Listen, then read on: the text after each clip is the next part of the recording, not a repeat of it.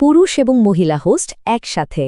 আজ আমরা একটি গার্মেন্টস কারখানায় উৎপাদন থেকে শুরু করে শিপমেন্ট পর্যন্ত কোয়ালিটি ইন্সপেকশনের 12টি গুরুত্বপূর্ণ ধাপ নিয়ে বিস্তারিত আলোচনা করব।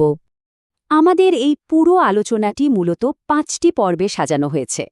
প্রথমে থাকছে ভূমিকা, এরপর প্রাথমিক শারীরিক পরিদর্শন, তারপর উপাদান ও বাহ্যিক পরিদর্শন, চূড়ান্ত পর্বের পরিদর্শন এবং সবশেষে একটি উপসংহার। তাহলে চলুন ভূমিকা দিয়ে আজকের আলোচনা শুরু করা যাক, যা এই সম্পূর্ণ প্রক্রিয়ার একটি রূপরেখা দেবে।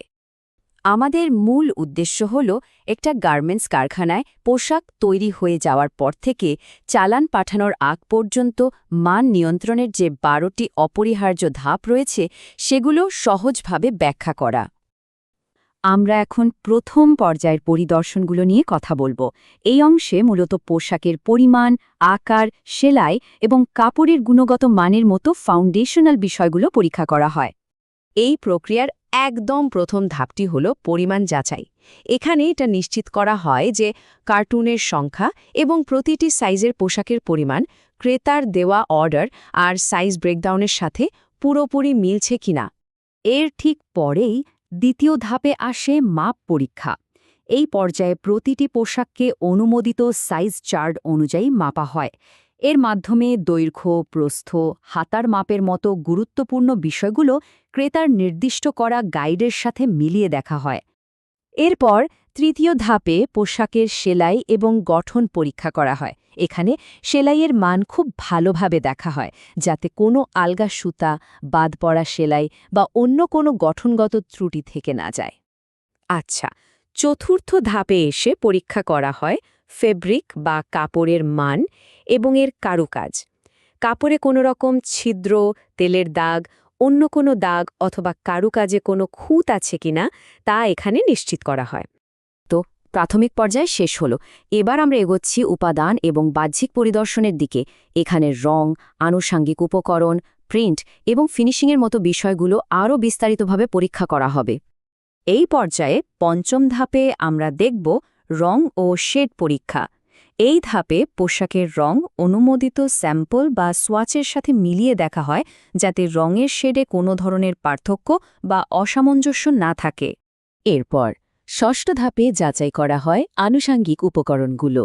বোতাম, জিপার বা স্ন্যাপ বাটনের মতো সব উপকরণ ঠিকঠাক লাগানো হয়েছে কিনা এবং সেগুলোর কার্যকারিতা ও অবস্থান সঠিক আছে কিনা তা এই ধাপে নিশ্চিত করা হয়। সপ্তম ধাপে গিয়ে ফোকাসটা থাকে পোশাকের প্রিন্ট বা এমব্রয়ডারির মানের উপর। এখানে ডিজাইন, অবস্থান এবং অ্যালাইনমেন্ট ক্রেতার অনুমোদিত নমুনার সাথে হুবহু মিলেছে কিনা সেটাই নিশ্চিত করা হয়। এবার অষ্টম ধাপে আসে ওয়াশিং ও ফিনিশিং পরীক্ষা। ওয়াশ করার পর পোশাকের ফিনিশিং কেমন হয়েছে তা দেখা হয়, মানে এটা সঠিকভাবে আয়রন করা হয়েছে এবং এতে কোনো ভাঁজ বা অন্য কোনো খুঁত নেই তা নিশ্চিত করা হয়। আচ্ছা, নবম ধাপে খুব গুরুত্বপূর্ণ একটা কাজ হলো পোশাকের লেবেল ও ট্যাগ যাচাই করা। সাইজ লেবেল, কেয়ার লেবেল এবং বারকোড ঠিকমতো লাগানো হয়েছে কিনা এবং সেগুলোতে থাকা তথ্য ক্রেতার চাহিদা অনুযায়ী সঠিক কিনা তা এই পর্যায়ে দেখা হয়। সবশেষে আমরা চলে এসেছি পরিদর্শন প্রক্রিয়ার চূড়ান্ত পর্বে। এই পর্যায়ে নিরাপত্তা, প্যাকিং এবং ফাইনাল কোয়ালিটি অ্যাপ্রুভালের মতো বিষয়গুলো যাচাই করা হবে। দশম ধাপটা নিরাপত্তার দিক থেকে খুবই গুরুত্বপূর্ণ, আর সেটা হলো মেটাল ডিটেকশন। এখানে পোশাকটি মেটাল ডিটেক্টর মেশিনের ভেতর দিয়ে নিয়ে যাওয়া হয়, যাতে ভেতরে কোনো ভাঙ্গা সুই বা অন্য কোনো ধাতব কণা বাকি না থাকে। এরপর একাদশ ধাপে দেখা হয় প্যাকিং আর কার্টুনিং ঠিকঠাক আছে কিনা। ক্রেতার নির্দেশনা অনুযায়ী পোশাক ভাঁজ করে পলিব্যাগে রাখা এবং কার্টুনে প্যাক করা হচ্ছে কিনা সেটা দেখা হয়। একই সাথে কার্টুনের মার্কিং এবং প্যাকিংয়ের মানও যাচাই করা হয়। এবং একদম শেষে, মানে দ্বাদশ ধাপে করা হয় AQL ইন্সপেকশন। AQL মানে হল অ্যাকসেপ্টেবল কোয়ালিটি লেভেল বা গ্রহণযোগ্য গুণমান স্তর। এই স্ট্যান্ডার্ড অনুযায়ী চূড়ান্ত পরিদর্শনটি করা হয়। আর এই AQL চেকলিস্টের উপর ভিত্তি করে কিন্তু ইন্সপেক্টর ফাইনাল ডিসিশন নেন যে পুরো চালানটা পাস হবে নাকি ফেইল হবে। তো এর সাথেই আমরা চলে এলাম আলোচনার একেবারে শেষ পর্বে, অর্থাৎ উপসংহারে। এই যে 12টা ধাপ নিয়ে আমরা কথা বললাম, এগুলো ঠিকভাবে মেনে চললে প্রথমত পোশাকের কোয়ালিটি বা মানটা সবসময় ঠিক থাকে। আর দ্বিতীয়ত, এর মাধ্যমে বায়ার বা ক্রেতার সন্তুষ্টিও নিশ্চিত করা যায়।